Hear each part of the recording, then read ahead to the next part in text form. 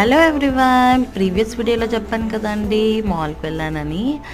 మాల్లో అయితే ఫుల్ అంటే ఫుల్ ఎంజాయ్ చేసాము. నేను, తమ్ముడు వాళ్ళ ఫ్రెండ్ అండ్ షాను. అలాగే కొన్ని పిక్స్ కూడా దిగాము, చూసేయండి.